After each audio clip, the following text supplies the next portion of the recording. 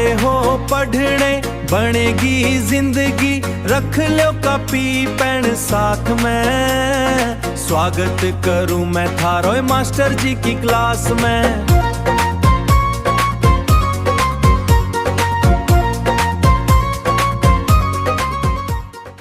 Hello everyone, मैं सुमित कुंडू, तुम्हारा physics teacher.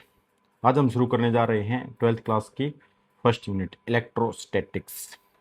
तो इलेक्ट्रोस्टैटिक्स हम कहते हैं, इलेक्ट्रो का मीनिंग होता है आपका इलेक्ट्रॉन, और इलेक्ट्रॉन से आपका बनता है चार्ज, और स्टैटिक्स का मीनिंग होता है रेस्ट। तो चार्ज एट रेस्ट, अगर हम चार्ज को रेस्ट में पढ़ने वाले हैं तो इस ब्रांच ऑफ फिजिक्स को हम कहेंगे इलेक्ट्रोस्टैटिक्स। तो इसी प्रकार हमने डेफिनेशन में भी लिखा है, study of electric charge at rest. अब बात करते हैं हम वेटेज की। हरियाणा बोर्ड में ये आती है 8 मार्क्स की, और टोटल पेपर रहने वाला आपका 70 मार्क्स का।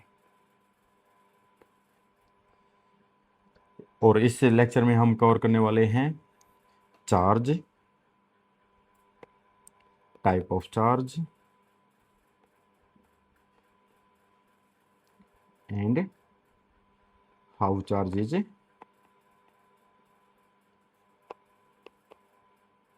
क्रिएटेड। ठीक है, और उसके चार्ज के वजह से होने वाले फोर्सेज। ठीक है, अब इस यूनिट को स्टार्ट करने से पहले इसकी एप्लीकेशन देखते हैं। अगर कोई भी चीज़ हम पढ़ रहे हैं तो उसके बारे में हमें ये भी पता होना चाहिए कि वो उपयोग में कहाँ आता है।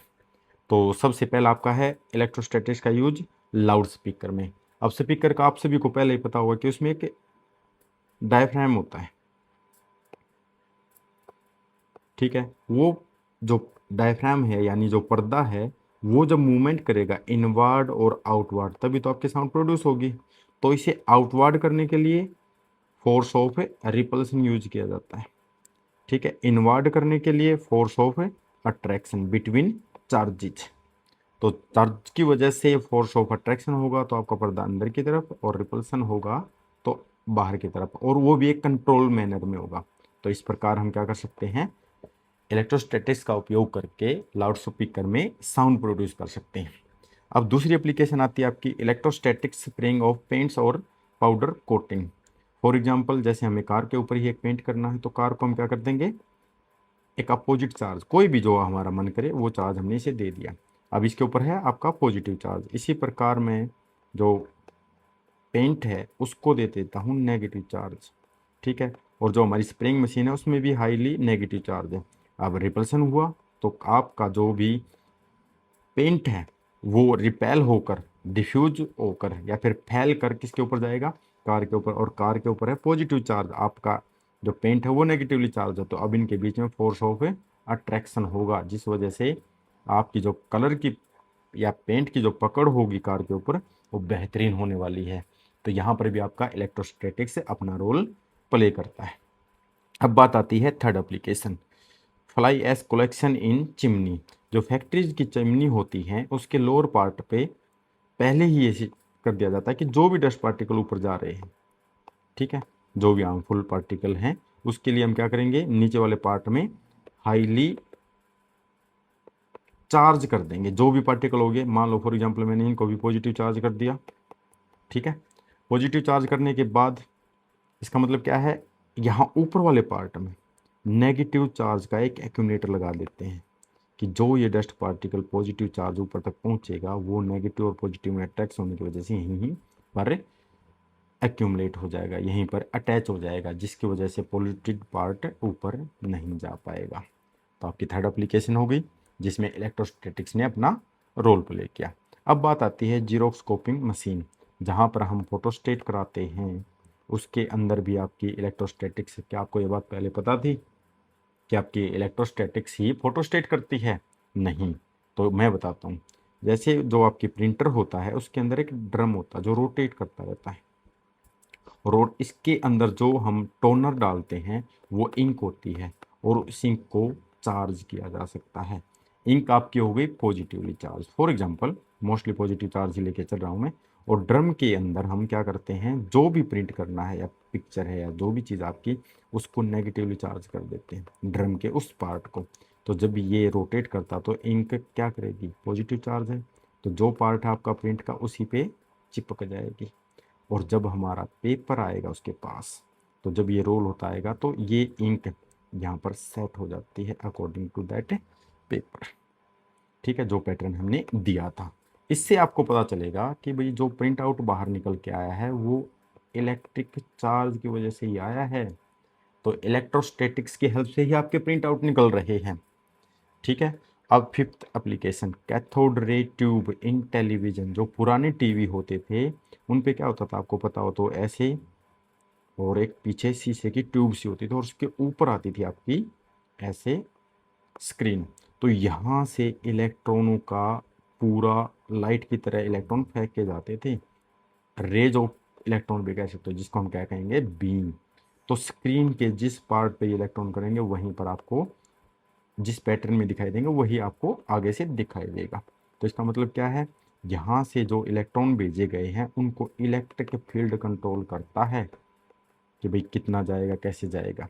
तो इसका मतलब क्या है, टेलीविज़न पर या रेडार की स्क्रीन पर जो चीज़ हमें दिखाई देती है वो कौन दिखाता है, इलेक्ट्रिक फील्ड। वो किसकी वजह से है, चार्ज। तो इसका मतलब क्या है, इलेक्ट्रोस्टैटिक्स हमारी पुराने ज़माने में टीवी की स्क्रीन दिखाने के लिए भी हेल्पफुल थी। ठीक है। अब हम चलते हैं इलेक्ट्रिक चार्ज पे, जिसको अभी तक लेकर चल रहे हैं। इस यूनिट में इसी की महिमा है। तो इलेक्ट्रिक चार्ज एक प्रॉपर्टी है जो कि मेटेरियल के अंदर की बात है। ठीक है। सारे मेटेरियल आपके किससे बने हुए हैं, एटम, मॉलिक्यूल। अगर हम छोटे छोटे पार्टिकल तोड़ते जाएंगे तो आप लास्ट में कहाँ पहुंचोगे, एटॉमिक लेवल पे। और एटॉमिक लेवल पर आपके इलेक्ट्रॉन और प्रोटॉन जिनके ऊपर चार्ज होता है, न्यूट्रॉन के ऊपर चार्ज नहीं होता। तो ये प्रॉपर्टी किसकी वजह से आई, इलेक्ट्रॉन और प्रोटॉन की वजह से। तो इसलिए इसे क्या कहा गया, इंट्रिंसिक प्रॉपर्टी, जिसकी वजह से जितने भी हमारे ऑब्जेक्ट्स हैं, अब बड़े लेवल पे तो छोटे छोटे इलेक्ट्रॉन या प्रोटॉन या जो एटम है वो रह गए। तो दो पार्टिकलों के या ऑब्जेक्ट के ए और बी के बीच में जो भी फोर्स आया तो वो इन्हीं की वजह से है। तो इसका मतलब क्या, आपका चार्ज क्या है, एक प्रॉपर्टी है मेटेरियल ऑब्जेक्ट्स की, जिनकी वजह से फोर्स ऑफ अट्रैक्शन या फोर्स ऑफ रिपल्सन उनके बीच में लगता है। अब बात आती है इलेक्ट्रिक चार्ज कैसी क्वांटिटी होगी। देखो, चार्ज के ऊपर कोई भी डायरेक्शन नहीं। मैंने अभी तो कहा नहीं कि चार्ज नॉर्थ की दिशा में जा रहा है, चार्ज मेरी तरफ आ रहा है, या चार्ज इस डायरेक्शन में है, नहीं। तो चार्ज के पास डायरेक्शन नहीं है। अब ये आप 11वीं क्लास के लेक्चर में देख सकते हो, या फिर आपको पहले पता होगा कि जिस क्वांटिटी के पास डायरेक्शन नहीं होती, सिर्फ मैग्नीट्यूड होता है, वो क्या कहलाती है, स्केलर। ठीक है। तो इसका मतलब क्या है, electric charge is a scalar quantity. ठीक है। अब बात आती है यूनिट ऑफ चार्ज की। तो जो चार्ज की यूनिट है वो है कूलाम, COULOM। ठीक है। अब बात करते हैं हम अदर यूनिट्स। अगर सीजीएस सिस्टम में जाते हैं तो आपकी होगी स्टेट कूलाम। और एक और है डेराइड यूनिट भी बोल सकते हो आप इसको, किसी दूसरी यूनिट की हेल्प से इसकी एक और यूनिट बनाई जाए। फॉर एग्जांपल 10th क्लास में हमने पढ़ा था, करंट होता है flow of charge per unit time. तो चार्ज तो हमारा यही है, कूलाम हो जाएगा, टाइम आपका सेकंड, और करंट को हम एम्पियर में मापते हैं। तो ये वैल्यू सारी बढ़ने के बाद हमें क्या मिलेगा, एम्पियर बराबर है कूलाम पर सेकंड। इस सेकंड को उधर भेज दो, तो कूलाम की यूनिट बन जाती है एम्पियर सेकंड। तो ये भी आपकी एक यूनिट बनती है। ठीक है। अब बात आती है जो फंडामेंटल में ऊपर भी बात कर चुका था, इलेक्ट्रॉन, प्रोटॉन। ठीक है। तो उसका मतलब है फंडामेंटल पार्टिकल्स। ये हमने एटम, पहले तो ऑब्जेक्ट लिया, ऑब्जेक्ट से हमारे मॉलिक्यूल्स तक, मॉलिक्यूल्स से एटम, और एटम के अंदर आपके आते हैं इलेक्ट्रॉन, प्रोटॉन, न्यूट्रॉन। तो इलेक्ट्रॉन, प्रोटॉन और न्यूट्रॉन ये आपके एटम की कंपोनेंट हो गए। तो इनके ऊपर भी तो चार्ज होता है, वो होता है प्रोटॉन। लेते हैं प्रोटॉन से, याद रखना आपको, पॉजिटिव। इलेक्ट्रॉन आपका नेगेटिव पार्टिकल नेगेटिव, और ये आपका कुछ नहीं, तो यहाँ पर इसके ऊपर चार्ज ले लेते हैं हम 0। प्रोटॉन के ऊपर होगा +1.6 इंटू 10⁻⁻19 कूलम। ये वैल्यू आपको टिप्स पे याद हो जानी चाहिए, क्योंकि आने वाले टाइम में भी आपको ज़रूरत पड़ेगी, तो बार बार ये चीज़ें याद नहीं करनी होती, इसे एक बार में ही पक्का कर लेना। इलेक्ट्रॉन के ऊपर चार्ज रहेगा 1.6 इंटू 10⁻⁻19 कूलम। अब बात आती है कि ये तो हो गए आपके साइन, ये आपका नेगेटिव साइन, ये आपका पॉजिटिव साइन, लेकिन इसके पीछे की वैल्यू आपकी क्या है, हूबहू सेम है। ये आया है आपका इलेक्ट्रॉनिक चार्ज, मतलब सिर्फ और सिर्फ मैग्नीट्यूड। तो 1.6 इंटू 10⁻⁻19 ये एक इलेक्ट्रॉनिक वैल्यू कहलाएगी, electronic value of a charge. कि इसकी भी महिमा आप आगे आने वाले एक दो अगले पेज पर ही देख पाएंगे। ठीक है, तो इलेक्ट्रॉनिक वैल्यू क्या होगी, या फिर मैग्नीट्यूड ऑफ इलेक्ट्रॉनिक चार्ज क्या हो गया, 1.6 10⁻⁻19 कूलम। ठीक है, अब देखते हैं हम चार्ज कितने टाइप का होगा। बेंजामिन फ्रैंकलिन, बेंजामिन फ्रैंकलिन ने इनके नामकरण किए कि चार्ज के पास दो तरह के हैं। हम ऊपर बता भी चुके हैं भाई, इलेक्ट्रॉन के ऊपर नेगेटिव चार्ज आता है, प्रोटॉन के ऊपर पॉजिटिव चार्ज आता है। तो एक हो गया हमारा पॉजिटिव चार्ज, एक हो गया नेगेटिव चार्ज। ये आपके दो नेचर हो गए, दो तरह के आपके इलेक्ट्रॉन हो गए। ठीक है, तो इसका मतलब क्या है, कोई भी ऑब्जेक्ट अपनी पोलरिटी शो करेगा, या उसके ऊपर पॉजिटिव चार्ज होगा या फिर उसके ऊपर नेगेटिव चार्ज होगा, या फिर दोनों बराबर होने की वजह से न्यूट्रल चार्ज होगा। अब बात आते हैं इनके आपस में रिएक्शन पे। जैसे हमारे पास अब हो गया है एक तो पॉजिटिव चार्ज, एक हो गया है नेगेटिव चार्ज। तो पॉजिटिव पॉजिटिव क्या करेंगे, रिपेल, नेगेटिव नेगेटिव क्या करेंगे, रिपेल, और पॉजिटिव और नेगेटिव अगर इकट्ठे होते हैं तो वो अट्रैक्ट करेंगे। ठीक है, अब देखते हैं चार्ज ऑन ए बॉडी। अब इसका मतलब क्या है, अभी अभी हमने देखा है भाई प्रोटॉन के चार्ज हो जाएंगे, ठीक है, उसका चार्ज आ जाएगा, तो मतलब एक प्रोटॉन है तो 1.6 इंटू 10⁻⁻19 कूलम चार्ज वो अपनी तरफ से पॉजिटिव वे में देता है। फिर एक इलेक्ट्रॉन भी आ जाता है, इलेक्ट्रॉन और प्रोटॉन दोनों के ऊपर चार्ज है, इलेक्ट्रॉन अपना माइनस का चार्ज देगा 1.6 वाला इलेक्ट्रॉन चार्ज का मैग्नीट्यूड, और उसके बाद फिर आपका प्रोटॉन भी अपना चार्ज देगा। तो अब किसी भी मटेरियल के ऊपर टोटल चार्ज कैलकुलेट करना हो तो हम क्या करेंगे, न्यूट्रॉन की वजह से तो भाई जितनी भी उसके अमाउंट होंगे number of neutron multiplied by 0, तो वो तो अपना ऐसा डालता नहीं। लेकिन प्रोटॉन के ऊपर पॉजिटिव चार्ज है तो जितने प्रोटॉन मल्टीप्लाई में प्रोटॉन का चार्ज, फिर इलेक्ट्रॉन जितने होंगे उनके मल्टीप्लाई में इलेक्ट्रॉन का charge with negative sign, proton वाला पॉजिटिव साइन, फिर हम उसको टोटल जोड़ेंगे कि भाई कितना टोटल चार्ज हुआ है, फिर total number of proton plus में टोटल नंबर ऑफ इलेक्ट्रॉन, और न्यूट्रॉन का तो है ही नहीं कुछ, तो इस प्रकार हमें total charge of a body निकाल सकते हैं। तो charge on a body, if a body have greater number of electron, अगर उसके पास इलेक्ट्रॉन ज़्यादा हो गए तो इसका मतलब क्या है, उसके पास नेगेटिव चार्ज की अधिकता होगी, प्रोटॉन यानी पॉजिटिव। अगर हम टोटल भी करेंगे तो पॉजिटिव कम रह जाएंगे, प्लस कट जाएंगे, माइनस वैसे बच जाती है। उसी प्रकार वो उस ऑब्जेक्ट के ऊपर क्या हो जाएगा, नेगेटिवली चार्ज। अगर किसी बॉडी के ऊपर इलेक्ट्रॉन कम है और प्रोटॉन ज़्यादा है तो उसके ऊपर सेम सी बात है, पॉजिटिव ज़्यादा होंगे तो पॉजिटिव अपनी एक्सेसनेस दिखाएंगे, नेगेटिव हुआ तो नेगेटिव, तो प्रोटॉन ज़्यादा होने की वजह से पॉजिटिव चार्ज। अगर दोनों बराबर हो जाएं, मान लो कि भाई +1 इसका आ गया और -1 इसका, तो +1 और -1 0।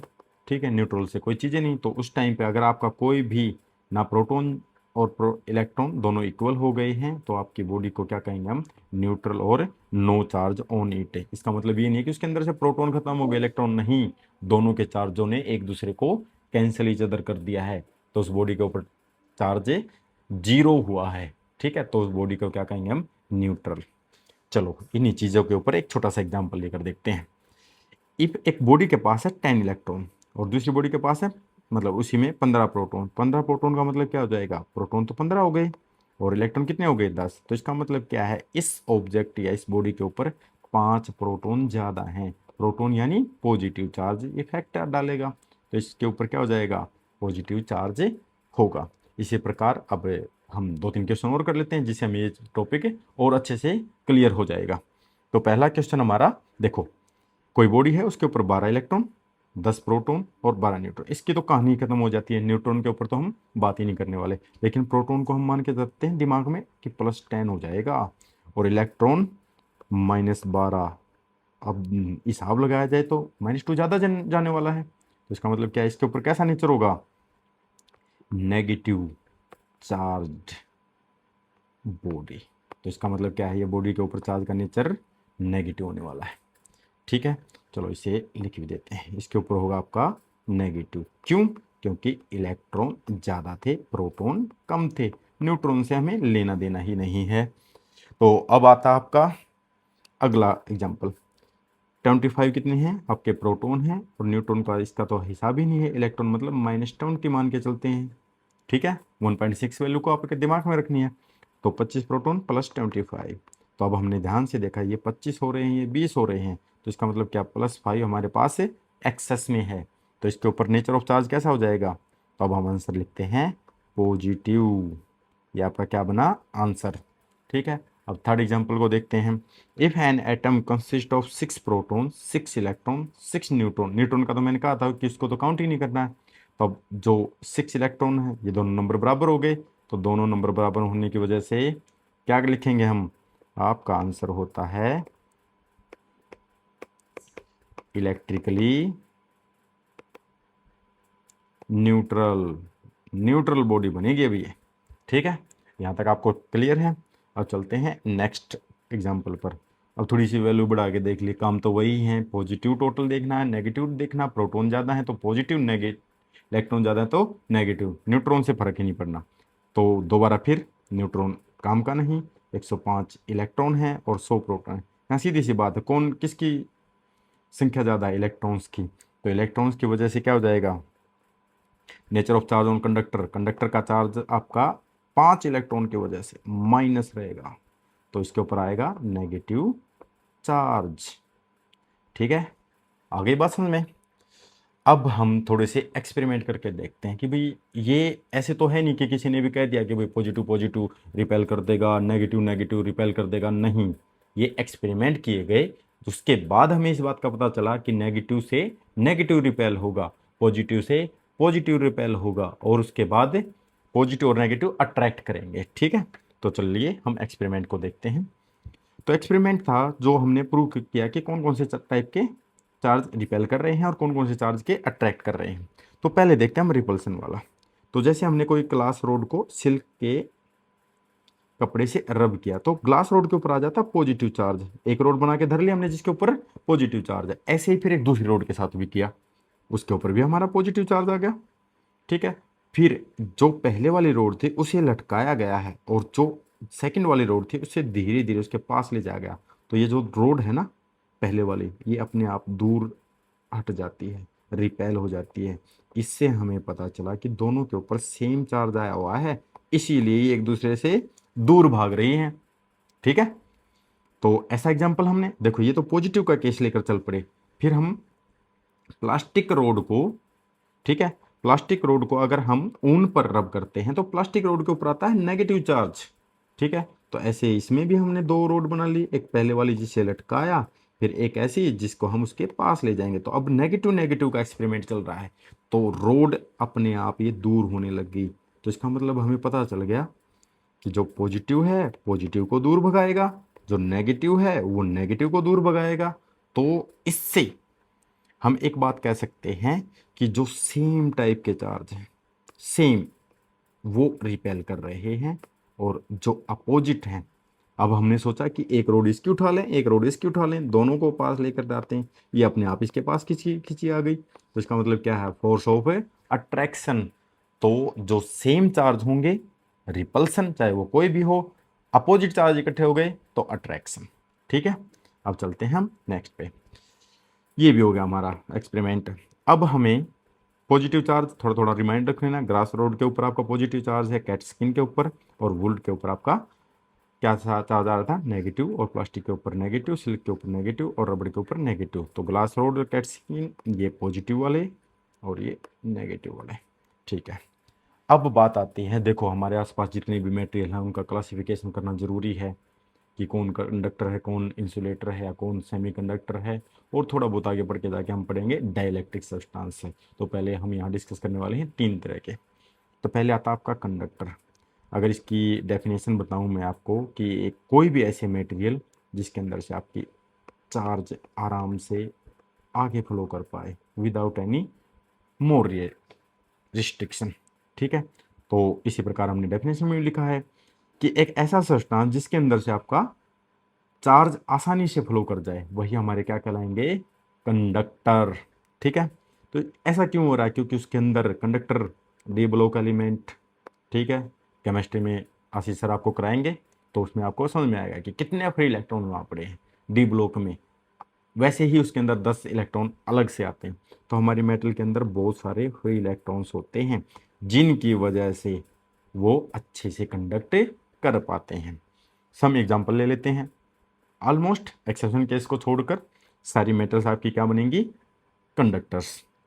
ह्यूमन बॉडी और एनिमल बॉडी, क्योंकि उनके अंदर आयन होते हैं इस वजह से वो भी कंडक्ट करते हैं। ग्रेफाइट एक एक्सेप्शनल केस आ गया जो नॉन मेटल्स का है लेकिन कंडक्शन बहुत अच्छा दिखाता है। एसिड और बेस के अंदर भी आपके पॉजिटिव आयन और नेगेटिव आयन टूट जाते हैं जिसकी वजह से ये भी कंडक्ट करते हैं। ठीक है, अब बात आती है इंसुलेटर। इंसुलेटर यानी जो हमारी इलेक्ट्रिसिटी को कंडक्ट नहीं करने वाले, ये इलेक्ट्रॉनों को जाने ही नहीं देते। ठीक है, ऐसा क्यों होता है, ये हमारे क्या करेंगे, इजीली फ्लो तो होने ही नहीं देते, जा ही नहीं सकता। ठीक है, ऐसी बात भी नहीं है बिल्कुल 100% नहीं जा सकता, लेकिन ये कंडक्टर के कंपैरिजन में बहुत बहुत कम जाने देते हैं। तो ये हो जाएंगे आपके इंसुलेटर। ठीक है, अब इसका मतलब ये ऐसा क्यों होता है, क्योंकि जो इंसुलेटर हैं उनके इलेक्ट्रॉन फ्री नहीं हैं, न्यूक्लियस उनको बांध के रखता है, इसलिए वो एक जगह से दूसरी जगह नहीं जा पाते, मटेरियल के अंदर ही। तो जिसकी वजह से वो कंडक्ट ही नहीं कर पाते, कंडक्ट नहीं कर पाते तो इंसुलेटर बने।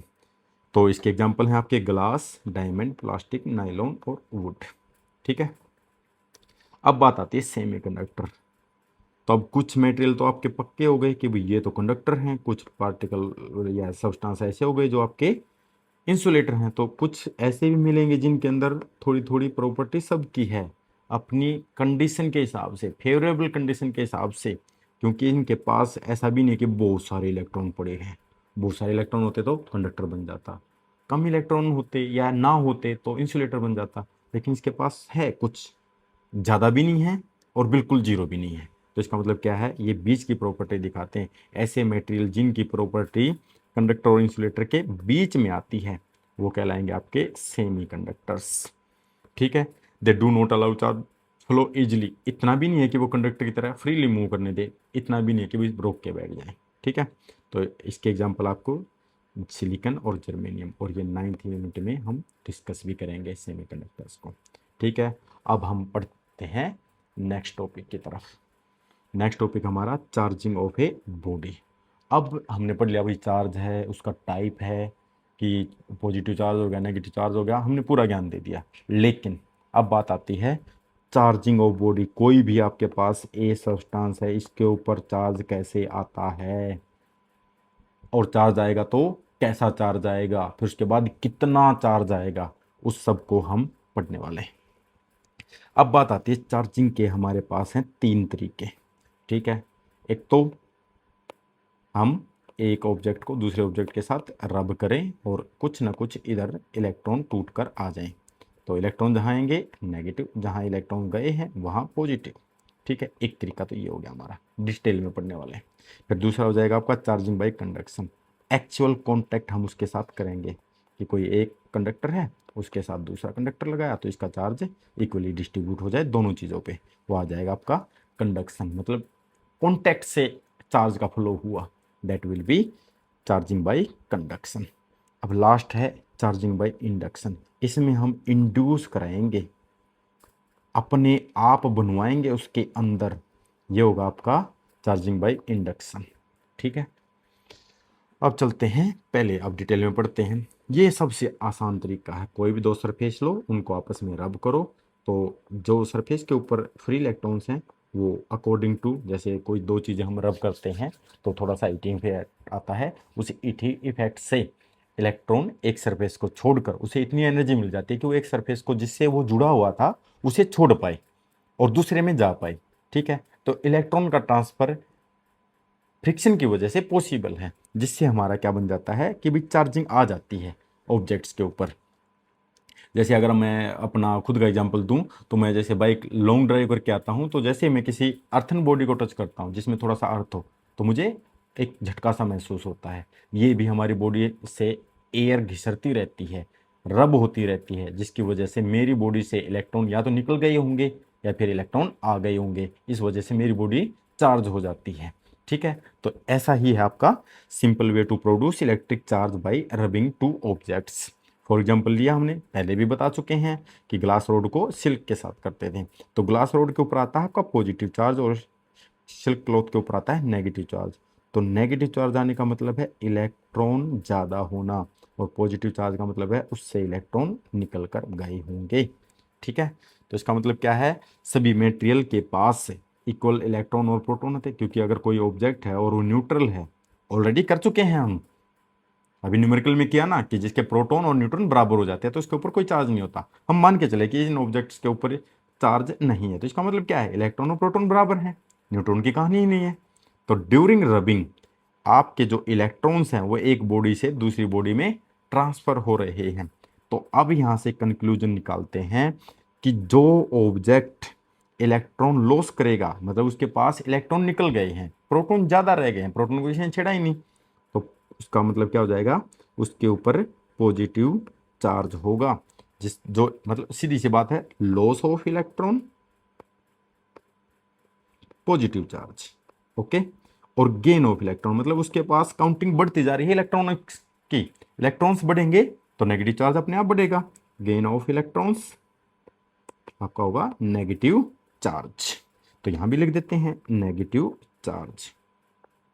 अब बात आती है, इसी प्रकार फ्रिक्शनल इलेक्ट्रिसिटी भी बोलते हैं, क्योंकि ये फ्रिक्शन की वजह से चार्ज बना है और चार्ज की स्टडी करना या चार्ज की मूवमेंट को पढ़ना यही तो इलेक्ट्रिसिटी है। तो इसलिए जो फ्रिक्शन से बनी है इलेक्ट्रिसिटी उसी को क्या कहेंगे, फ्रिक्शनल इलेक्ट्रिसिटी। तो जो इलेक्ट्रोस्टैटिक्स है उसको दूसरा नाम ये भी कह सकते हैं कि हम इस यूनिट का नाम फ्रिक्शनल इलेक्ट्रिसिटी भी, क्योंकि चार्ज को रेस्ट पे ही तो रखना था। ठीक है, तो फ्रिक्शन की वजह से एक ऑब्जेक्ट से चार्ज निकला और दूसरे सरफेस पे जाके बैठ गया, वहाँ वो रेस्ट में है, उसे हम पढ़ रहे हैं। ठीक है, एग्जांपल्स देख लेते हैं। एम्बर विद वुड और कॉम्ब आपका, ये एक्सपेरिमेंट आपने किया भी होगा कि भाई हम बचपन में बताते थे कि सूखे बालों में अगर कंबा, जो हमारा कंगा है उसे बाल करते हैं तो जो कंगा है वो छोटे छोटे पार्टिकल ऑफ पेपर्स को अट्रैक्ट कर पाता है, वो इसी की वजह से होता है, वो भी इलेक्ट्रोस्टैटिक्स की वजह से। तो रबिंग की वजह से कंब के ऊपर आपका कोई ना कोई चार्ज क्रिएट हो जाता है due to transfer of electrons.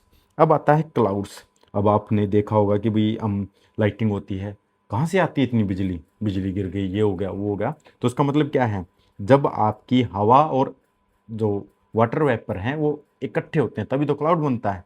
अब वो हवा के साथ मूवमेंट करते रहते हैं, इलेक्ट्रॉन ट्रांसफर होते रहते हैं, उनके ऊपर इतना पोटेंशियल क्रिएट हो जाता है। ठीक है, तो उसके ऊपर बहुत ज़्यादा बहुत ज़्यादा बहुत ज़्यादा, और बाई चांस दो चांस है इसके, नेगेटिव नेगेटिव चार्ज वाला बादल जब ये आपस में मिलेंगे तो स्पार्किंग होती है, यही होती है आपकी लाइटनिंग। ठीक है, तो इसका मतलब क्या है, और एक और चीज़, अगर मान लो आपके पास पॉजिटिव चार्ज बादल पे बहुत ज़्यादा है और उसे नेगेटिव नहीं मिल रहा, तो उसे अर्थ तो मिलती होगी, जिसको हम क्या मानते हैं, इसका रेजिस्टेंस 0 है अर्थ का, तो ये कितना भी चार्ज अपने अंदर लेके जा सकती है। तो हाई पोटेंशियल है, पॉजिटिव है, तो अर्थिंग आपकी इलेक्ट्रॉन दे भी सकती है और इलेक्ट्रॉन ले भी सकती है। ठीक है, तो जब बिजली गिरती है तो आपका transfer of electron between clouds and earth होता है। ठीक है, ग्राउंड से कनेक्शन बनाना ग्राउंडिंग भी कह सकते हैं और अर्थिंग भी कह सकते हैं। चलो, अब बात आती है कंडक्शन से। कंडक्शन बहुत आसान चीज़ है, जैसे ही आपने कोई कंडक्टर लिया, इसके ऊपर आपका कोई भी पॉजिटिव चार्ज है। ठीक है, अब दूसरा कंडक्टर इसके पास लेकर आए और हमने इसे टच कर दिया। ठीक है, मान लो कि हमारी चम्मच के ऊपर कोई चार्ज था, मैंने दूसरी चम्मच से कनेक्ट कर दिया, अब दोनों चम्मच के ऊपर हमारा ये वाला चार्ज हर जगह फैल चुका है। तो इसका मतलब क्या, चार्ज गया कैसे है, कॉन्टैक्ट से। कहाँ से गया है, कॉन्टैक्ट की वजह से, और कांटेक्ट की वजह से जाने वाला चार्ज। अब थोड़ी देर के बाद हम इन्हें अलग अलग करते हैं, तो अब कुछ चार्ज इसके ऊपर था और कुछ चार्ज इसके ऊपर था, लेकिन इस कंडीशन में ये होता है कि जो चार्ज इस पे था वही चार्ज दूसरे कंडक्टर या फिर दूसरे सब्सटेंस पर आएगा, सेम चार्ज आएगा, क्योंकि इक्वली डिस्ट्रीब्यूशन ऑफ चार्ज हो जाता है कंडक्शन में। क्लियर है? चलो, तो हमने दो कंडक्टर लिए, उनमें से एक चार्ज था, दूसरा नहीं चार्ज था। फिर उसके बाद हम दोनों को कांटेक्ट में लेके आते हैं, तो जो चार्ज था उससे स्प्रेड आउट हो जाता है दूसरे हर जगह। ठीक है, तो after separation both conductors get same type. इसका मतलब क्या है, एक का पॉजिटिव चार्ज ही तो निकल कर दूसरे में पहुंचा था। ठीक है, तो ये भी पॉजिटिवली चार्ज, ये भी पॉजिटिवली चार्ज, अगर नेगेटिव होता तो नेगेटिव नेगेटिव होता। ठीक है, अब चलते हैं हम after separation both conductor get same time. ये बात मैं बता चुका हूँ, मैग्नीट्यूड भी आप दोनों का पॉजिटिव या फिर अकेला पॉजिटिव पॉजिटिव या फिर नेगेटिव नेगेटिव होने वाला है। ठीक है, अब इस प्रोसेस को हम कहेंगे चार्जिंग बाय कंडक्शन। अब मोस्ट इंपॉर्टेंट आ गया है आपका थर्ड तरीका चार्जिंग करने का, जिसमें कोई कनेक्शन नहीं है, कोई रबिंग नहीं है, अपने आप इंड्यूस होगा। अब जैसे आपने पहले पढ़ चुके हो, मान लो जैसे मैं आपको समझाता हूँ, ये मेरे पास कोई ए सब्सटेंस है, इसके ऊपर कोई चार्ज नहीं है, तो इसका मतलब क्या है, इसके अंदर क्या इलेक्ट्रॉन नहीं होंगे, प्रोटॉन नहीं होंगे? होते हैं। कोई भी ऑब्जेक्ट होता है तो उसके अंदर इलेक्ट्रॉन और फिर न्यूक्लियस, पूरा एटम इलेक्ट्रॉन और न्यूक्लियस, इलेक्ट्रॉन और न्यूक्लियस होते हैं। जैसे ही मान लो ये सब्सटेंस था, मैं दूसरा सब्सटेंस लेकर आया जिसके ऊपर पहले ऑलरेडी पॉजिटिव चार्ज था। ठीक है, फॉर एग्जांपल पॉजिटिव चार्ज पहले था बी ऑब्जेक्ट पे, तो मैं क्या करता हूँ, इसके पास लेके जाता हूँ, तो इसके अंदर का जो इलेक्ट्रॉन थे वो अट्रैक्ट होंगे इसकी तरफ, है ना?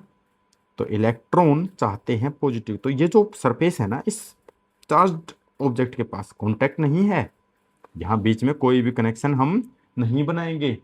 ठीक है, कोई भी कनेक्शन नहीं बनाएंगे, तो इसका मतलब क्या है, हमारे जो नेगेटिव पार्ट है या इलेक्ट्रॉन्स है वो इस सतह पर आ जाते हैं।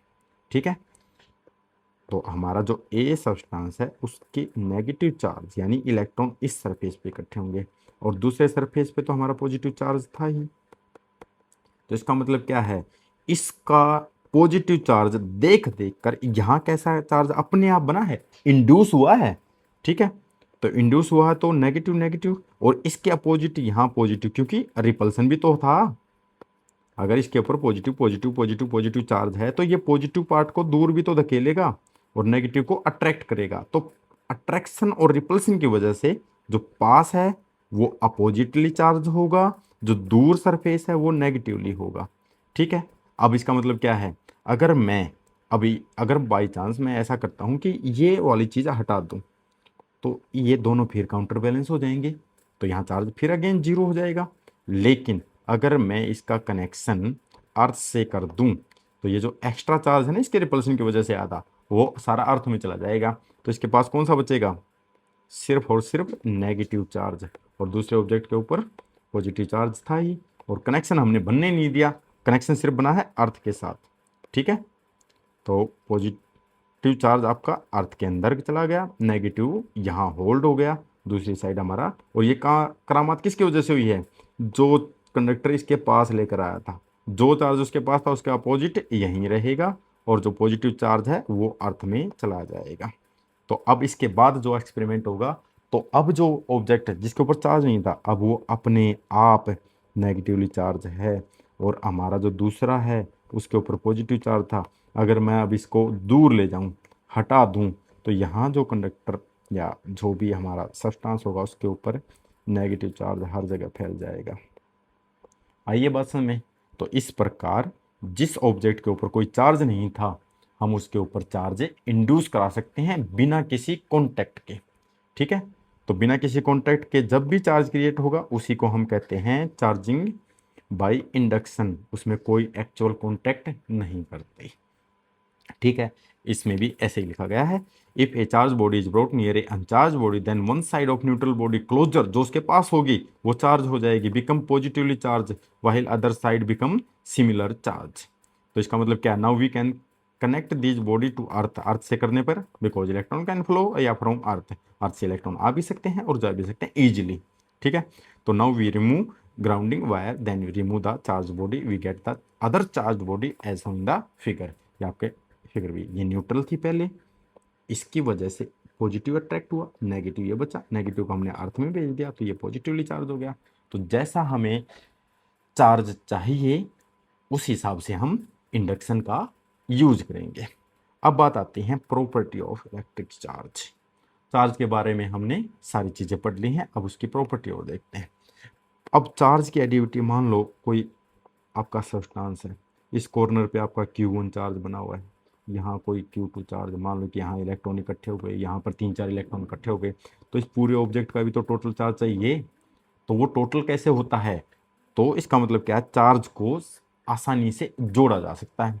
अगर पॉजिटिव चार्ज है तो पॉजिटिव साइन से, और नेगेटिव साइन है तो नेगेटिव साइन से। मतलब सीधी सी बात है, जो टोटल चार्ज निकलता है वो एडिविटी बनता है। तो इसका मतलब क्या, चार्ज को उसके साइन के साथ सिंपल सम किया जा सकता है। ये उसकी प्रॉपर्टी होगी पहली। फिर उसके बाद आता है कंजर्वेशन। कंजर्वेशन आप पहले बहुत पढ़ चुके हैं, conservation of momentum, conservation of energy. तो अब कंजर्वेशन ऑफ चार्ज भी पढ़ने वाले हैं। फिर आता है क्वांटाइजेशन। ये बहुत अच्छी चीज़ है, ये मैं जब टॉपिक आएगा तभी एक्सप्लेन करने वाला हूँ, ठीक है, जल्दी ही आएगा, अभी थर्ड ही है। अब आता है एडिविटी नेचर ऑफ इलेक्ट्रिक चार्ज।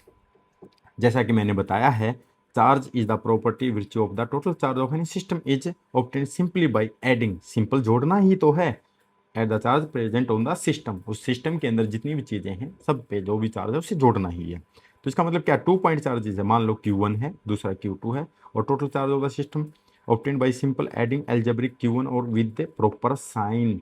जैसा साइन होगा, पॉजिटिव है तो देखो, पॉजिटिव है तो प्रोटॉन की अधिकता हुई होगी, नेगेटिव है तो इलेक्ट्रॉन की ज़्यादा हुई होगी। जब कोलेक्टली निकालेंगे तो वही तो देखना है कौन सा ज़्यादा है। तो पॉजिटिव वाला पॉजिटिव साइन के साथ, नेगेटिव वाला नेगेटिव साइन के साथ।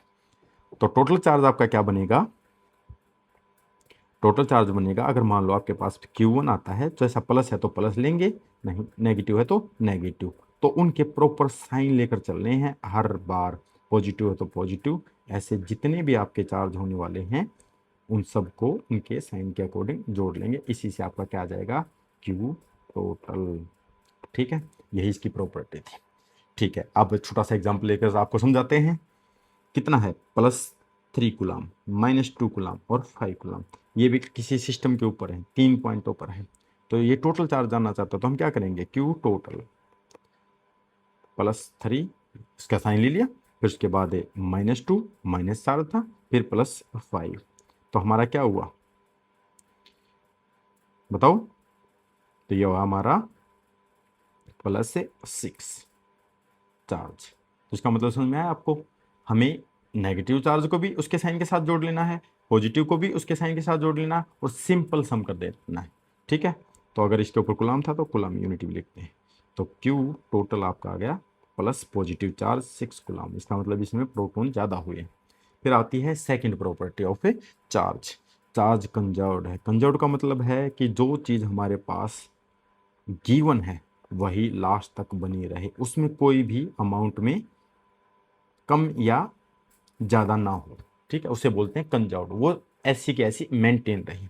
तो total charge of an isolated system, या आइसोलेटेड सिस्टम और आपके ओपन सिस्टम, क्लोज सिस्टम, ये सारे केमिस्ट्री में आशीष सर आपको बहुत अच्छे से कराएंगे। अगर फिर भी डाउट रहता है तो उनसे दोबारा पूछना, ये आसान चीज़ें हैं, लेकिन 11th क्लास में ये मैं भी एक्सप्लेन करूँगा आपको, ठीक है।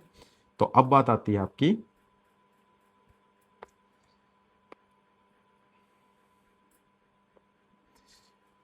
कंजर्वेशन ऑफ चार्ज पे। तो टोटल चार्ज ऑफ सिस्टम, जो आइसोलेट सिस्टम है उसका टोटल चार्ज आपका जो शुरुआत में था, कुछ भी घटना घट जाए लास्ट में भी सेम मिलने वाला है।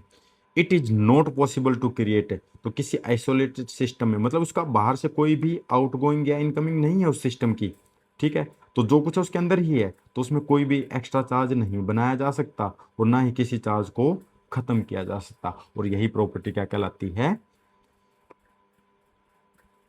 Conservation of a charge. अब वो कहता है कि भाई एक ही सिस्टम है, इसके अंदर अगर एक ऑब्जेक्ट ये है और ऑब्जेक्ट है, ये आपस में लेन देन कर सकते हैं इलेक्ट्रॉन का।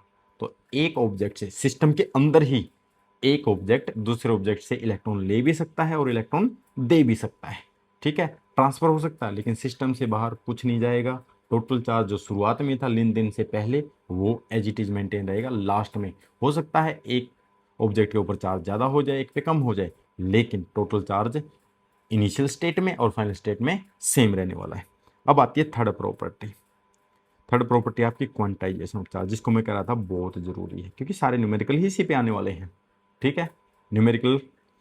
अब बात आती है कि जैसे मैं अभी थोड़ी देर पहले बता चुका हूं कि कोई एक ऑब्जेक्ट होता है ए, दूसरा ऑब्जेक्ट होता है बी। रबिंग की या कैसे भी करके हमने यहाँ से इलेक्ट्रॉन इधर पहुंचा है कंडक्शन से या कैसे करके, तो इसका मतलब क्या है, इलेक्ट्रॉन जा रहे हैं ना, तभी तो चार्ज क्रिएट हो रहा है। चार्ज क्रिएट किया हमने कंडक्शन से। ठीक है, तो इसका मतलब क्या है, एक्सपेरिमेंटली इस बात का पता चलता है कि जो चार्ज आता है ना बॉडी पे, वो हमेशा मल्टीपल होता है मिनिमम चार्ज के। अब मिनिमम चार्ज देखते हैं, ऑब्जेक्ट को हमने और तोड़ा, मॉलिक्यूल्स कंपाउंड तक पहुंचा, उसके बाद वो एटम तक पहुंचा, और एटम से आगे हमारे क्या आ गए, इलेक्ट्रॉन, प्रोटॉन और न्यूट्रॉन। न्यूट्रॉन की तो बात ही नहीं करते हम। ठीक है, तो इलेक्ट्रॉन के ऊपर कितना चार्ज था, 1.6 इंटू 10⁻⁻19। ठीक है, कूलम। और प्रोटॉन के ऊपर क्या था, प्लस 1.6 इंटू 10⁻⁻19 कूलम। ठीक है, तो इसका मतलब क्या है, प्लस माइनस को तो अकॉर्डिंग टू इलेक्ट्रॉन और प्रोटॉन देख लेते हैं हम, लेकिन ये अमाउंट हमारे कुछ दिमाग में है, क्या इससे छोटी वैल्यू क्या कर सकते हैं हम? क्यों? क्योंकि सबसे छोटा फंडामेंटल पार्टिकल्स में पहुंच चुके हैं हम। तो इसका मतलब क्या है, 1.6 इंटू 10⁻⁻19 कूलम वो कम से कम वैल्यू है जो किसी एक मेटेरियल वाली चीज के ऊपर आ सकती है। यानी इलेक्ट्रॉन एक मेटेरियल नेचर ही तो दिखाएगा, तो इलेक्ट्रॉन के ऊपर जो मैग्नीट्यूड है चार्ज का, उसको कहते हैं हम इलेक्ट्रॉनिक चार्ज। इससे पहले हम बता चुके हैं, जहां लिखा था मैंने E इक्वल टू 1.6 10⁻⁻19, ये वो मिनिमम वैल्यू है। इसके गुना में आ सकती हैं, भाई एक इलेक्ट्रॉन गया तो एक, और दो इलेक्ट्रॉन गए तो दो इलेक्ट्रॉन, और तीन गए तो तीन के हिसाब से चार्ज। क्लियर है ये चीज? तो इसका मतलब क्या है, जो इलेक्ट्रॉनिक वैल्यू है, जितने इलेक्ट्रॉन गए गुना में इलेक्ट्रॉनिक चार्ज। आदान प्रदान से हम ये हिसाब लगाएंगे, पॉजिटिव चार्ज आना है या नेगेटिव चार्ज। ठीक है, आ गई बात समझ में? ओके, अब हम शुरू करते हैं क्वांटाइजेशन। एक बार और पढ़ ले तो स्मॉलेस्ट चार्ज का आइडिया लगा चुके हैं, वो है electronic charge. Magnitude of charge at smallest particle which is electron. Hence charge on any body is given by Q is equal to plus minus NE। तो यहाँ पर प्लस माइनस साइन का तो हिसाब हम लॉस ऑफ इलेक्ट्रॉन और minus gain of electron से हिसाब लगा लेंगे। लेकिन जो ये N है, N क्या है आपका, जो ये N है वो क्या है, नंबर ऑफ इलेक्ट्रॉन्स, और जो E है वो हम ऊपर बता ही चुके हैं, ये रहा। ठीक है, तो इसका मतलब क्या है, ये प्लस माइनस का साइन अगर आप लॉस ऑफ इलेक्ट्रॉन या गेन ऑफ इलेक्ट्रॉन से हिसाब लगा पाओ तो भी अच्छी बात है, और वैसे याद रख लोगे तो ठीक है। ठीक है, लॉस होगा तो पॉजिटिव चार्ज और गेन ऑफ इलेक्ट्रॉन होगा तो नेगेटिव चार्ज। ठीक है, तो प्लस माइनस की भी इतनी ज़्यादा दिक्कत नहीं है।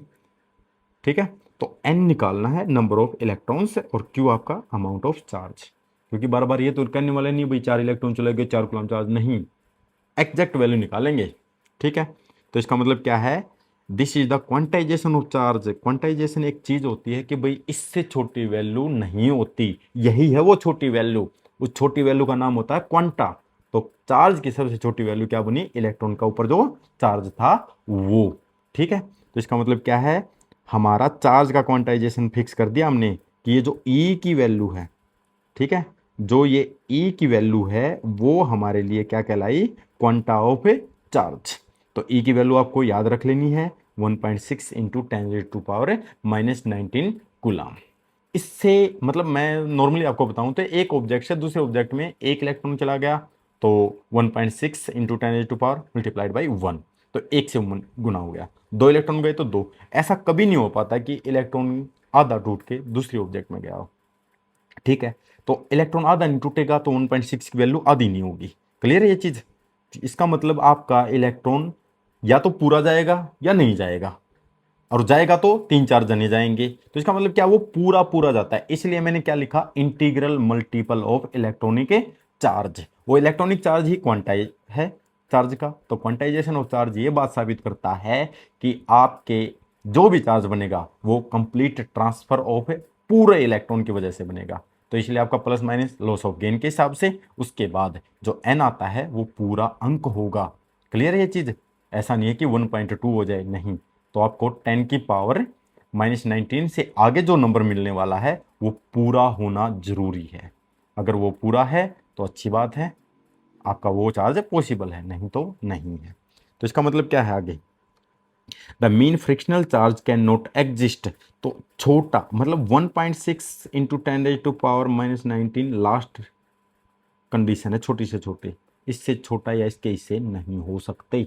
अगर इसके हिस्से हैं, कोई कह दे कि 2.5 इलेक्ट्रॉन गए हैं, नहीं जा सकते, क्योंकि या तो 2 पूरे जाएंगे, आधा इलेक्ट्रॉन कैसे गया, जा ही नहीं सकता। तो इसलिए क्वांटाइजेशन ऑफ चार्ज इंपॉर्टेंट हो जाता है हमारे लिए। ठीक है, आगे बात में चलो। तो अब हम करते हैं क्वांटाइजेशन बेस पे या फिर प्रॉपर्टी ऑफ चार्ज बेस पे जो भी न्यूमेरिकल हमने हमारी प्रैक्टिस में हेल्प करेंगे। तो अब हम शुरू कर रहे हैं पहला क्वेश्चन। पहले क्वेश्चन में हमें गिवन है आपके 5 चार्ज, +1 +2 और -3 +4 और -5। तो यहाँ इनके साइन का ध्यान रखना बहुत जरूरी है। तो Q टोटल निकालने के लिए हमें पता है प्लस हो या माइनस Q1 ऐसे ही करके ऐसे ही +2, मतलब उनके साइन को लेकर चलना हमें। तो इसी प्रकार हम चलते हैं। Q टोटल, पहला चार्ज है हमारा +1, दूसरा चार्ज है +2, थर्ड चार्ज है अपना -3, फोर्थ चार्ज है हमारा +4 और फिफ्थ चार्ज है हमारा -5।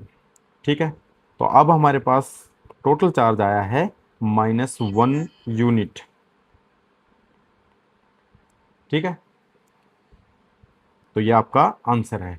टोटल चार्ज, एडिटिविटी वाली प्रॉपर्टी है जो चार्ज की, वो इस एग्जांपल में पूरी हुई।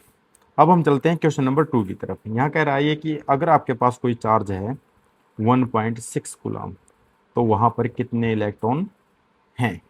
तो इसका क्वांटाइजेशन से शुरू करते हैं। Q = +-NE, प्लस और माइनस का आप लॉस ऑफ इलेक्ट्रॉन, ठीक है, और माइनस का साइन गेन ऑफ इलेक्ट्रॉन से याद रख सकते हैं। ठीक है, सीधी सी बात है। तो अब हम लेके चलते हैं, हमारा चार्ज कितना दे रखा है 1.6 = N। E की वैल्यू आपको याद ही है, इलेक्ट्रॉनिक चार्ज 1.6 × 10⁻⁻19। तो ये भी यहाँ यूज करेंगे 1.6 × 10⁻⁻19। तो 1.6 से 1.6 कट, और ये उधर जाके फिर ऊपर जाके आपका हो जाएगा 10 की पावर +19 = N। तो आपके कितने इलेक्ट्रॉन प्रेजेंट थे, 10 की पावर 19 इलेक्ट्रॉन्स। ठीक है, तो आपका अगर नेगेटिव चार्ज बना है इतना, तो आपका कितने इलेक्ट्रॉन ट्रांसफर किए गए होंगे, उसके अंदर गेन ऑफ इलेक्ट्रॉन हुए होंगे 10 की पावर 19 इलेक्ट्रॉन, तब जाकर ये चार्ज बना है। तो अब हम बढ़ते हैं नेक्स्ट क्वेश्चन की तरफ। नेक्स्ट क्वेश्चन में ये कह रहा है कि 1 कूलम, तो गिवन चार्ज हमारा क्या हो जाता है 1 कूलम। फिर वही क्वांटाइजेशन ऑफ चार्ज का यूज करेंगे। 1 = N इलेक्ट्रॉनिक चार्ज 1.6 × 10⁻⁻19। तो ये पूरी टर्म यहाँ पे अभी तक तो कोई ज़्यादा चीज़ सोल्व करने के लिए नहीं है, नीचे आएगी। तो N = 1/1.6 × 10⁻⁻19, पावर ऊपर जाकर पॉजिटिव हो जाती है। तो और इसका पॉइंट हटाएंगे तो 16 नीचे, जो नीचे 10 आना था वो ऊपर, मल्टीप्लाइड बाई 10 की पावर प्लस हो जाती है, तो 19। इसके डिवाइड में भी 1 लिख लेते हैं। अब आगे हम सोल्व करते हैं। तो N = 10 डिवाइड बाई 16, एक 10 इधर से ले लेते हैं, तो 10 की पावर 18 जो हमें लास्ट तक बचा के रखनी। अब आपके पास आता है 100 divide by 16, N = multiplied by 10 की पावर 18। अब आपका आंसर आ गया है। अब इसे डिवाइड करेंगे तो 6 पे चलेगा, 6 × 2.5। ये मुझे थोड़ी सा याद है, तो आप सोल्व करेंगे तो अभी आपको आंसर मिल जाएगा।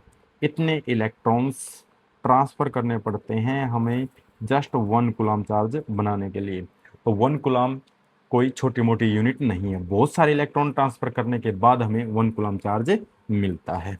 अब हम बढ़ते हैं अपने नेक्स्ट क्वेश्चन की तरफ।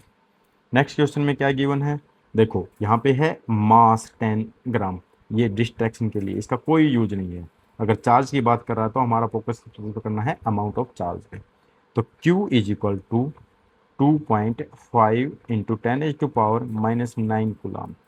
Find the number of electron removed, इसमें से इलेक्ट्रॉन गए हैं, इसने लॉस किया है, तो आपका चार्ज कैसा है, ये पॉजिटिव। ठीक है, तो उस ऑब्जेक्ट के ऊपर या स्फीयर के ऊपर कैसा चार्ज आएगा, पॉजिटिव। तो हमें कितने इलेक्ट्रॉन निकाले गए हैं, अभी वही निकालना है। चार्ज कितना हमारा 2.5 into 10⁻⁹ number of electron find out करने हैं, इलेक्ट्रॉनिक वैल्यू डालनी है 1.6 इंटू 10⁻⁻19।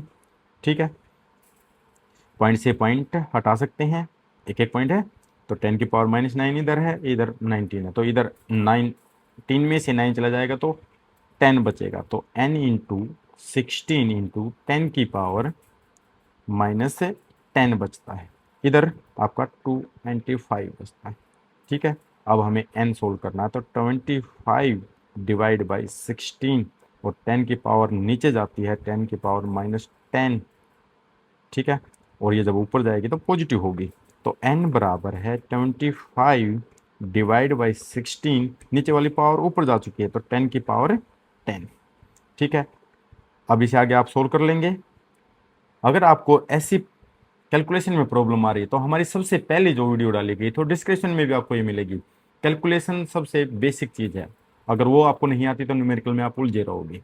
तो इसके लिए आपको हमारी वो वीडियो देखनी है, आशीष सर के द्वारा बहुत अच्छे से आपको कैलकुलेशन का कॉन्सेप्ट समझाया गया है, तो पहले वो देखें फिर न्यूमेरिकल स्टार्ट करें। ठीक है, तो यहाँ ये 1 पे चलेगा तो 1 पॉइंट समथिंग, ये कैलकुलेशन मैं आपके लिए छोड़ रहा हूँ, क्यों, क्योंकि आपको वो लेक्चर देखना है और कैलकुलेशन सीखनी है। ये आपका आंसर हो गया है। ठीक है, ये आप खुद करेंगे। अब हम बढ़ते हैं 1 पॉइंट समथिंग बोल के मैं आंसर को ख़त्म करता हूँ। अब आता है हमारा चार्ज की क्वांटाइजेशन पे, चार्ज एग्जैक्टली होगा या नहीं होगा, इसके लिए हम थोड़ा सा कॉन्सेप्ट लेके चलते हैं। जैसे 1.6 इंटू 10⁻⁻19 एक इलेक्ट्रॉन के ऊपर है, तो आपका एक इलेक्ट्रॉन ट्रांसफर होगा तो यही चार्ज बनेगा। 2 होंगे तो मल्टीप्लाई में 2 होगा। ठीक है, प्लस 1 इलेक्ट्रॉन मल्टीप्लाइड में फिर एक और होगा, 3 करेंगे तो 3 इलेक्ट्रॉन। तो ऐसे करते करते अगर 16 की टेबल आपको मिल जाती है और पावर मैच हो जाती है तो आप डायरेक्ट भी बोल सकते हैं कि आपका चार्ज एग्जिस्ट करेगा इस अमाउंट का। ठीक है, तो चलिए अब शुरू करते हैं। पहला पार्ट लेके चलते हैं ए। ठीक है, तो पहले पार्ट में ए वैल्यू दी गई है 3.2 इंटू 10⁻⁻19, n निकालना है, मल्टीप्लाइड बाई 1.6 इंटू 10⁻⁻19। पावर वाली टर्म से गई, 16 1 जा 16 2 जा, तो अब आपकी n की वैल्यू 2 आ गई है और 2 इलेक्ट्रॉन पूरे के पूरे ट्रांसफर हो सकते हैं, तो इसलिए आपका पहला ए वाला चार्ज पॉसिबल है। अब दूसरा पार्ट करते हैं, बी पार्ट। बी पार्ट में आपका क्या, 4.5 इंटू 10⁻⁻19 कूलम। अब आप डायरेक्ट देख पाएँ तो अगर ये 4.8 होता तो पॉसिबल होता, लेकिन ये 16 से कंप्लीट डिवाइड नहीं हो रहा, और पीछे पावर का भी ध्यान रखना है कहीं वो 19 के आसपास भी ना हो, तो आपको कैलकुलेट करना पड़ेगा, तब आपको पता चलेगा कि हमारी जो टोटल वैल्यू आ रही है वो फ्रैक्शन में नहीं होनी चाहिए, क्योंकि इलेक्ट्रॉन आधा पौना नहीं जाता। चलिए शुरू करते हैं। Is equal to n into 1.6 into 10⁻⁻19।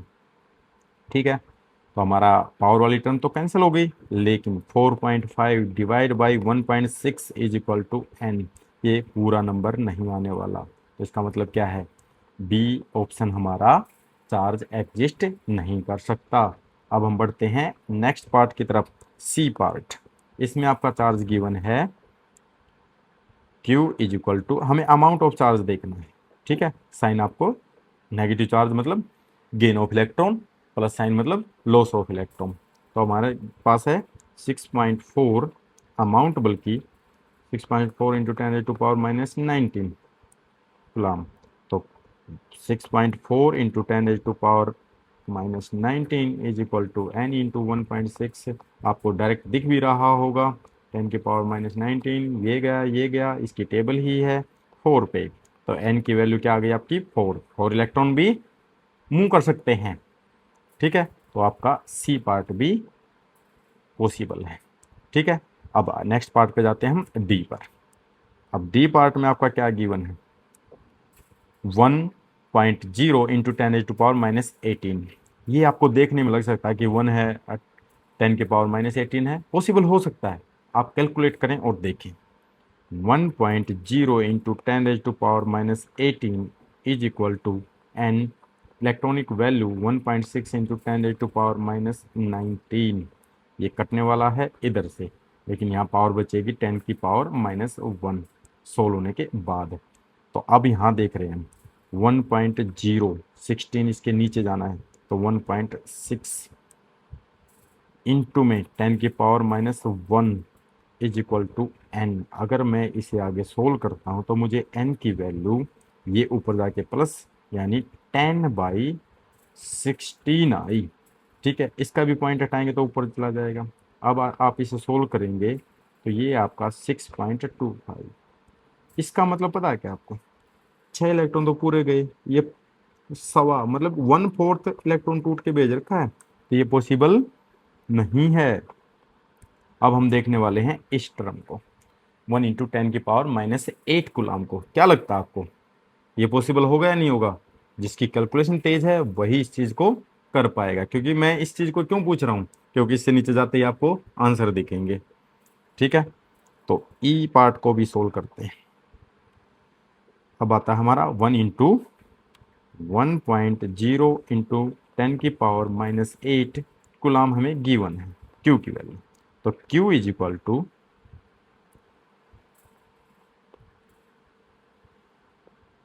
1.0 into 10⁻⁻8 is equal to n into 10⁻1.6 into 10⁻⁻19। ठीक है, तो हमने यहाँ देखा यहाँ देखा, तो ये तो ख़त्म, यहाँ से आपकी पावर बचेगी 10⁻11। अब आगे चलते हैं 1.16 इसके नीचे आएगा, तो 16 इसका पॉइंट हटेगा तो ऊपर 10 भी चला जाएगा, multiplied by 10⁻11 is equal to n। अब भी देखने पर मैं ऊपर इसलिए नहीं जा रहा है क्योंकि नीचे हमारे आंसर हैं। अब इसे ध्यान से देखोगे तो ऐसा लग रहा है कि ये तो नहीं होगा पॉसिबल, लेकिन ये जब ऊपर जाएगा तो आप इसे ध्यान से देखेंगे तो 10 इंटू 10⁻11 नीचे 16 इज इक्वल टू n। और सोल्व करने पर आपको पता चलेगा कि 100 डिवाइड बाई 16 इंटू में 10⁻10। इसको जब मैं सोल्व करता हूँ तो मैं निकाल चुका हूँ 6.25 कंप्लीट। तो क्या मैं यहाँ से 10⁻10 और नीचे 100 डालकर 2 पावर नहीं उठा सकता? तो ये आएगा पूरे अंक 265 और उसके पीछे ऐसे करते करते 80 इतने इलेक्ट्रॉन जाएंगे, ये पूरे के पूरे जाएंगे। इसका मतलब क्या है, आपका ई पार्ट भी चार्ज पॉसिबल है। ठीक है, चलिए अब एक नज़र यहाँ भी ए सी और ई पॉसिबल है और बी और ये नहीं है। ठीक है, यहाँ हमारे चार्ज की प्रॉपर्टी बेस जितने भी न्यूमेरिकल थे कंप्लीट हो गए। अब इससे आगे आपका आता है कूलाम्स लॉ, और लेक्चर बहुत लंबा हो चुका है तो हम अब यहीं इस लेक्चर को रोकते हैं। कूलाम्स लॉ और इससे आगे के जितने पार्ट हैं नेक्स्ट लेक्चर में। ठीक है, आई होप आप सभी को हमारा टीचिंग मेथड और ये तरीका जो जैसा भी हम शुरू कर रहे हैं आपको पसंद आया होगा। लाइक करें, शेयर करें, हमारे साथ बने रहें। Thank you. करो लाइक इस वीडियो ने और चैनल ने करो सब्सक्राइब। कैसा लगा लेक्चर थामने, करो कमेंट बताओ कैसी रही है इसकी वाइब। लगे लुगे वीडियो ने शेयर भी कर दियो और बढ़ा दियो चैनल की हाइप।